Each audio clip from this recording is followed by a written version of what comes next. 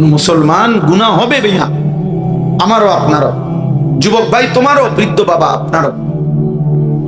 কিন্তু লাগাতার 30 বছর একজন মুসলমানের ঘরে টেলিভিশন চলবে, প্রতিদিন প্রতিদিন নর্তকী নাচবে ঘরে। একজন মুসলমান প্রত্যেক দিন ওজনে কম দিবে, ব্যবসায় ঠকাবে মানুষকে, এটা মুসলমান? কোনোদিন মনে পড়বে না, কোনোদিন মনে পড়বে না এটা গুনাহ। মূল কারণ হলো সে নফসের গোলাম, শাহওয়াতের গোলাম, মনের চাহিদার গোলাম।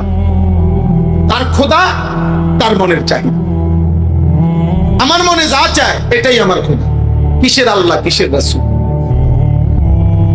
আল্লাহ নবীকে আল্লাহ বলছে, বন্ধু আফা আনতা তাকুনু আলাইহি ওয়াকিলা, এমন নাফরমান যে তার মনের ইচ্ছা মতো চলে, আপনি কি তার জিম্মাদারি নেবেন? নবীজিকে আল্লাহ জানতে চাইছে, আপনি তার অভিভাবকত্ব নেবেন?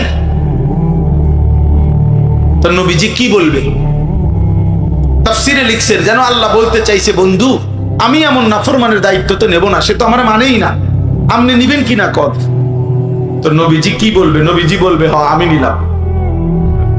আল্লাহ আমনে নারাজ যার উপরে তার দায়িত্ব আমি নিলাম। কথা বলেন না? হতেই পারে না। আল্লাহ নবীকে আল্লাহ তাআলা তখন এরপরে আল্লাহ বলতেছে, আম তাহসাবু আন্না আকসারাহুম ইয়াসমাউনা আও ইয়াকিলুন, আপনি ভাবতে পারেন এমন নাফরমান কিছু শুনে অথবা বুঝে? আল্লাহ বলে না, হয় কিছু শুনেও না, কিছু বুঝেও না। তাহলে সে কি? স্পষ্ট আল্লাহ বলছে, ইনহুম ইল্লা কাল আনআম, আল্লাহ বলছে যে মনের ইচ্ছা মতো চলে, খোদার কসম আল্লাহ বলে তাদের পরিচয় আর কিছুই নয়, শুধুই জানোয়ার। আনআম চতুষ্পদ জন্তু, জানোয়ার জানোয়ার জানোয়ার। বাল হুম আদাল্লু সাবিলা, বরং তার চাইতেও নিকৃষ্ট পথা।